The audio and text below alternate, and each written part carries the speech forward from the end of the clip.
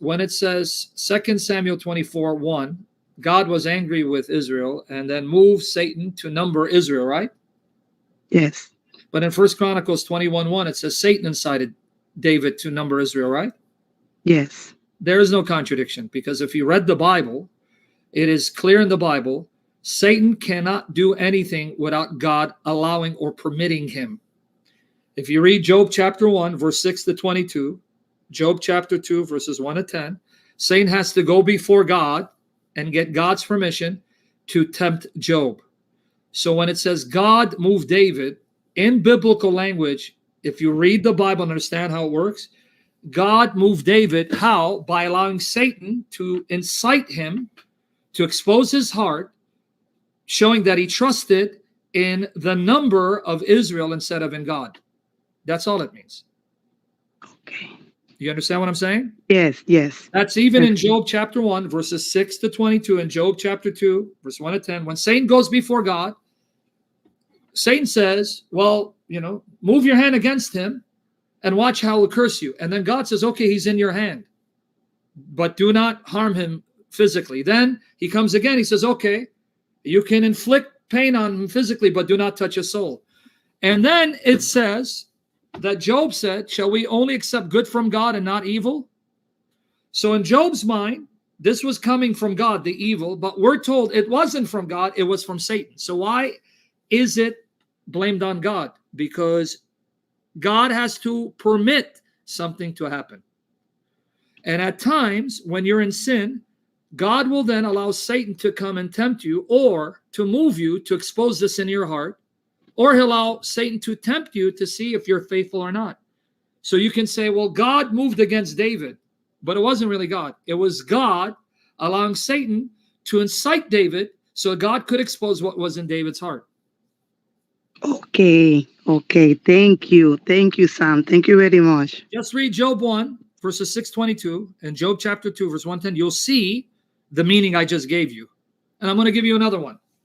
In 1 Kings chapter 22, verses 19 to 23. 19 to 23. May the Lord give us perfect recall of Scripture. Pay attention. 1 Kings 22, 19 to 23. So have him hear this so he can understand. Micaiah has a vision where the Lord is on the throne and all the host of heaven are standing at his right and left. Right and left.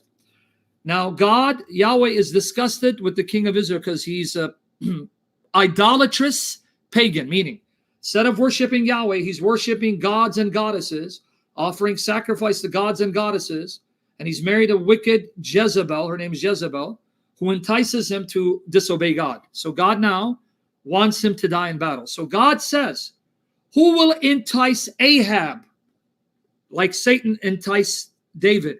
Who will entice Ahab to go to battle? So one said this, another said this. Then a spirit came forward and said, I will. Now notice, I will. And God says, how will you do it? I'll be a lying spirit in the mouth of his prophets. I will inspire the prophets to deceive him to go to battle, thinking he'll win. God says, go ahead, you can do it. Did you catch it? Yes. God didn't inspire the prophets to lie. He didn't reveal lies to them. He allowed an evil spirit to do it as punishment for the sin of the king of Israel, who did not want to obey God and did not want true prophets, but he wanted false prophets to tell him what he wanted to hear. So who's the one who actually incited, enticed the prophets to lie? The evil spirit. Who deceived the king? The evil spirit, not God. But it came from God in that he allowed it. I was reading the passage today, so it's really interesting that you bring how God confirmed your reading of the passage. Yes. Explained it. Yes. Thank you. Now it makes sense to you. Yes. Now I can go back to him and show him this video so he can, That's right. have his answer. Thank you for your help. Okay, I like Raxo. Mija, I like that Raxo. Okay, they speak like you too. Thank you, Sam. God bless you. Did it make sense now? Yes. Thank you very much. One more time. You're seeing in 1 Kings 22 and Job 1 and 2, it is not God who's deceiving people or causing people to sin. It is evil spirits that are doing it, but God is allowing them. Notice it's the Got it. evil spirit that lied and deceived the prophets, and it's Satan that. Well, why then it says God? Because if God doesn't allow them, they can't do it. So in a sense, you can say God did it because he allowed it, but God himself never does that evil deed. Yes, exactly. He need the evils so they can do exactly because God is not evil. Yes. Exactly. He's allowing them to. So God is not saying, God forbid, but God is allowing Satan to expose what was in David's heart. So Yes. that's why it says God moved him. How? By allowing Satan. Go ahead, Satan.